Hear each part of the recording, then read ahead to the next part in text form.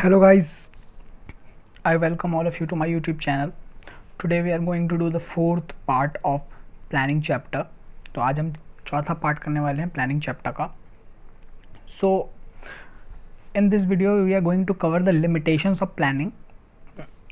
तो आज की वीडियो में हम लिमिटेशन ऑफ प्लानिंग करेंगे कि क्या लिमिटेशन होती है प्लानिंग की. लिमिटेशंस का मतलब होता है क्या ड्रॉबैक्स हैं, क्या कमियां हैं प्लानिंग में. ठीक है, हमेशा प्लानिंग जो है वो इम्पॉर्टेंट नहीं होगी, हमेशा प्लानिंग इम्पॉर्टेंट नहीं होगी. उसके मानता हूँ कि प्लानिंग एक इम्पॉर्टेंट टूल है, प्लानिंग एक इम्पॉर्टेंट टूल है, लेकिन ये सारे समस्याओं का हल नहीं है, ये सारे समस्याओं का हल नहीं है. प्लानिंग ना कभी कभी फेल भी जाती है. क्यों फेल हो जाती है? क्योंकि उसमें कुछ कमियाँ होती हैं. तो उन्हीं लिमिटेशंस को आज हम डिस्कस करने वाले हैं, उन्हीं लिमिटेशंस को हम डिस्कस करने वाले हैं. तो सबसे पहला जो लिमिटेशन है वो है planning leads to rigidity. Planning से क्या आता है, हमारे ऑर्गेनाइजेशन में रिजिडिटी आ जाती है. इसका मतलब क्या है? रिजिडिटी का मतलब होता है नो चेंज. मतलब वो आसानी से फिर बदल नहीं सकते. प्लान जो बन गया वो बन गया, फिर उससे आप जल्दी चेंज नहीं कर सकते. तो प्लानिंग लीड्स टू रिजिडिटी कैसे? अगर हमने एक प्लान बनाया एक स्पेसिफिक गोल को लेके और जो हमें अचीव करना है स्पेसिफाइड टाइम में. मतलब सपोज मैंने एक गोल बनाया कि मुझे एक साल में 1 करोड़ रुपए की सेल करनी है, 1 करोड़ रुपए की सेल करनी है. तो ये मैंने प्लान बनाया है, एक स्पेसिफाइड प्लान कि मुझे 1 करोड़ में अपनी 1 करोड़ से सेल बढ़ानी है अपनी 1 साल के अंदर अंदर. एक बार ये प्लान बन गया तो मैनेजर क्या आसानी से, जो मैनेजर्स हैं वो आसानी से इसे चेंज नहीं कर पाएंगे, क्योंकि फिर उसकी तैयारी हो चुकी होगी. बहुत सी तैयारियां होती हैं प्लानिंग करने के बाद, तो सारी तैयारियां हो चुकी होंगी, तो उसके बाद वो आसानी से उसे चेंज नहीं कर सकते तुरंत कि आज प्लान बनाया फिर कल को कुछ और, फिर परसों कुछ और. तो ऐसा नहीं कर सकते हैं. तो हम कह सकते हैं कि उनके पास फ्लेक्सिबिलिटी नहीं है, ताकि वो अगर कुछ सर्कमस्टांसेस चेंज हो जाए तो उसका सामना करने के लिए फ्लेक्सिबिलिटी नहीं है, वो आसानी से चेंज नहीं कर सकते हैं. सपोज ऐसा हो जाए कि सब कुछ प्लांट सेटअप हो गया, उसकी प्लानिंग हो चुकी है, सब कुछ हो चुका है, और अचानक से हमारे प्रोडक्ट की डिमांड गिर गई. तो ये एक सर्कमस्टांस आ गया, एक चेंज सर्कमस्टांस हो गया, इससे इसका सामना करने के लिए वो इतने फ्लेक्सिबल नहीं होते हैं. तो कभी कभी प्लानिंग ना इस तरीके से धोखा भी दे देती है हमें, क्योंकि उस प्लानिंग से रिजिडिटी आ जाती है. और अगर आप फिर हमारे प्रोडक्ट की डिमांड नहीं है और फिर भी आप क्या करते हैं, 1 करोड़ रुपए के सेल के हिसाब से प्रोडक्ट की प्रोडक्शन कर देते हैं, सामान उतना बना देते हैं, तो उससे क्या होगा, वो हमारे ऑर्गेनाइजेशन के इंटरेस्ट में नहीं होगा, उससे हमें नुकसान भी हो सकता है. However following a pre decide plan when circumstances have change may not be in the organisation interest. मतलब अगर हम पुराने वाले प्लान को फॉलो करें तो हमारे ऑर्गेनाइजेशन के इंटरेस्ट में नहीं होगा. पॉइंट नंबर 2 है planning reduces the creativity. Planning जो है वो लोगों की, ऑर्गेनाइजेशन में जो भी लोग काम कर रहे हैं उनकी क्रिएटिविटी को कम कर देता है. कैसे रिड्यूस कैसे कर देता है? सबसे पहली बात, planning is done by top management. कौन करता है? टॉप मैनेजमेंट करता है. लेकिन जब हमने प्लानिंग में यहाँ पे पढ़ा था, क्या कहते हैं, फीचर्स में पढ़ा था, तो प्लानिंग में हमने क्या पढ़ा था कि प्लानिंग जो है परवेजिव है, वो हर जगह होती है. टॉप मैनेजमेंट भी करता है, मिडिल लेवल भी करता है और लोअर लेवल भी करता है. लेकिन यहाँ पे लिखा है कि, और यहाँ पे लिखा है सीधा इसके कॉन्ट्राडिक्टरी बात लिखी है, इसके बिल्कुल ऑपोजिट बात लिखी है कि प्लानिंग जो है वो टॉप मैनेजमेंट करता है. तो यहाँ पे हमें ध्यान देना है कि टॉप मैनेजमेंट जो है वो पूरी ऑर्गेनाइजेशन के लिए बनाता है प्लान.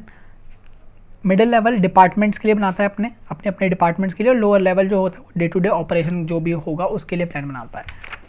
तो यहाँ पे जो प्लानिंग की बात हो रही है वो पूरे ऑर्गेनाइजेशन के प्लानिंग की बात हो रही है. ठीक है, तो जब पूरे ऑर्गेनाइजेशन के लिए प्लान बनाते हैं तो कौन बनाता है? टॉप मैनेजमेंट बनाता है, टॉप मैनेजमेंट बनाती है. ठीक है, तो मिडिल और लोअर लेवल मैनेजमेंट को उस प्लान में हस्तक्षेप करने के लिए मनाही होती है.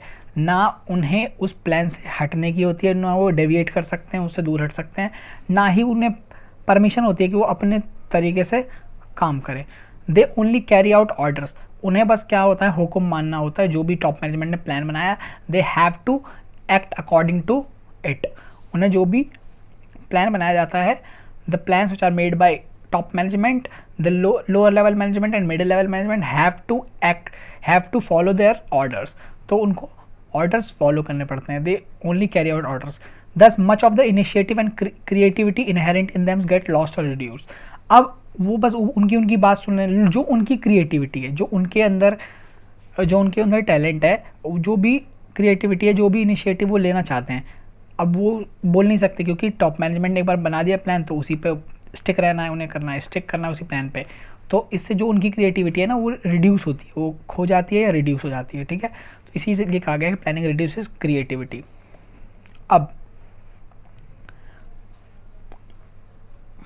Planning reduces creativity since people tend to think along the same line as others, there is nothing new और इनोवेटिव। आदमी जो होता है, जो भी ऑर्गेनाइजेशन में काम कर रहे होते हैं, वो सेम लाइन में चल रहे होते हैं जैसे दूसरे लोग चल रहे होते हैं, तो इसीलिए उनके पास कोई नया या इनोवेटिव नहीं होता। Planning is a time consuming process. Now third point is planning is a time consuming process. बिल्कुल टाइम कंज्यूमिंग है। प्लानिंग जो है वो बहुत टाइम लेता है। प्लान को अच्छे से बनाने में बहुत टाइम लगता है क्योंकि आपको हर एस्पेक्ट को ध्यान से इवेल्युएट करना पड़ता है, एनालिसिस करना पड़ता है, तब जाके एक प्लान बनता है। ऐसे नहीं प्लान बन जाता। So sometimes plan to be drawn up takes so much of time that there is not much time left for their implementation। तो कभी कभी तो ऐसा भी होता है कि प्लान को इम्प्लीमेंट करने के लिए भी ज़्यादा टाइम नहीं बचता, उन्हें फटाफट करना पड़ता है। तो और कभी कभी फटाफट इम्प्लीमेंट करने के चक्कर में वो प्लान ढंग से इम्प्लीमेंट नहीं होता, फिर वो ऑर्गेनाइजेशन में नुकसान की तरह होता है और वो इम्पैक्ट करता है फिर ज़्यादा। Now, fourth point is planning involves huge cost. The fourth point is planning involves huge cost. अब प्लानिंग करने में आपको बहुत ज़्यादा कॉस्ट लगती है क्योंकि आपको बहुत बड़े बड़े एक्सपर्ट्स बुलाने पड़ते हैं, अब ह्यूज कॉस्ट जो है वो इन टर्म्स ऑफ टाइम और मनी के, आपको बहुत टाइम भी लगता है और मनी भी लगता है, और दोनों ही एक ह्यूज कॉस्ट है प्लानिंग के लिए। अगर आपको एक्यूरेसी चेक करनी है हर फैक्ट की तो आपको टाइम लगेगा। अगर आपको हर फैक्ट की एक्यूरेसी की, ये फैक्ट जो हमने चेक करा है वो सही है कि नहीं है, उसके लिए आपको बहुत सारा समय चाहिए। आपको बोर्ड मीटिंग्स के लिए खर्चा लगेगा, आपको डिस्कशन करने पड़ेंगे बड़े बड़े प्रोफेशनल एक्सपर्ट्स से, जो उस इंडस्ट्री के एक्सपर्ट है, उनको बुला के वो करना पड़ेगा, डिस्कशन करना पड़ेगा। Now afterwards you have to do preliminary investigations to find out the viability of the plan. उसके बाद समटाइम्स आपको कॉस्ट इनकर करनी पड़ेगी कि sometimes you have to incur the cost which may not justify the benefit derived from the plans। okay, तो इसीलिए जो planning है वो बहुत ही ज़्यादा ह्यूज कॉस्ट लेती है, ठीक है। हाँ, समटाइम्स कॉस्ट इनकर्ड में not justified the benefit derived from the plan का मतलब है कि कभी कभी जो हम खर्चा करते हैं प्लान के लिए और उस प्लान से जो हमें बेनिफिट होता है तो वो एक दूसरे को जस्टिफाई नहीं कर रहे होते हैं, कि मतलब खर्चा ज़्यादा लग गया और बेनिफिट जो है वो कम मिल रहा है। Now the fifth point is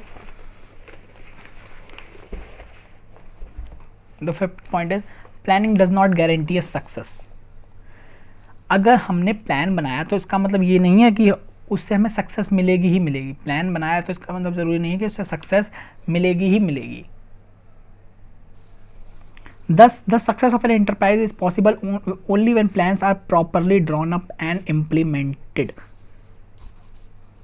Planning is meaningless unless it translated into action.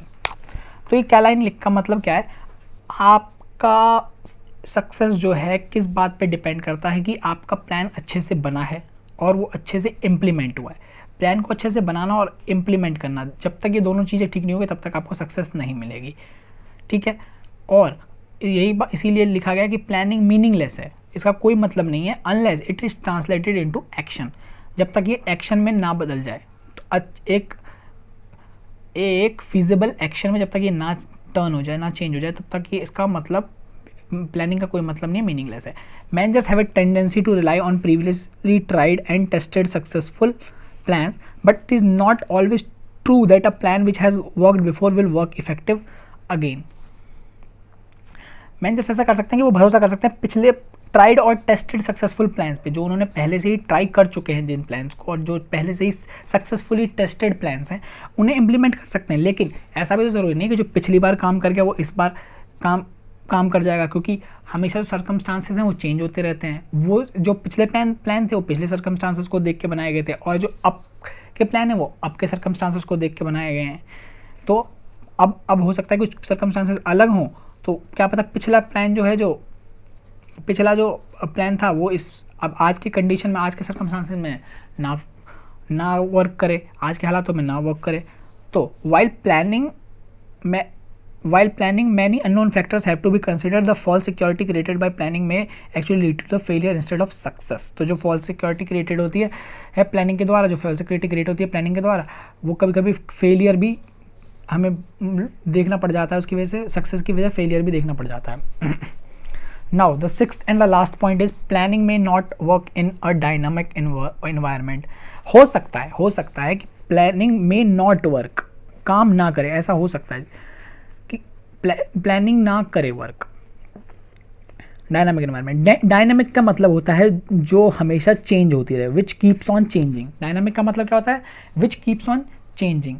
जैसा कि हमें पता है कि बिजनेस एनवायरनमेंट तो है ही ऐसा कि जो बदलता रहता है, बिजनेस एनवायरनमेंट ऐसा है जो हमेशा बदलता रहता है। तो ऑर्गेनाइजेशन को हमेशा अपने आप को बदलाव, जितने भी बदलाव आते हैं उससे अडेप्ट करना चाहिए, उसे अपनाना चाहिए। अगर वो कॉन्स्टेंटली ऑर्गेनाइजेशन अपने को चेंजेस के मुताबिक नहीं अपनाएगी, चेंजेस को नहीं अपनाएगी, तो हो सकता है उसका चलना मुश्किल हो जाए ऑर्गेनाइजेशन का। ठीक है, तो the organisation has to constantly adapt itself to changes in the business environment by making changes in its plan. तो यानी कि उसे अपने प्लान को भी बदलते रहना चाहिए।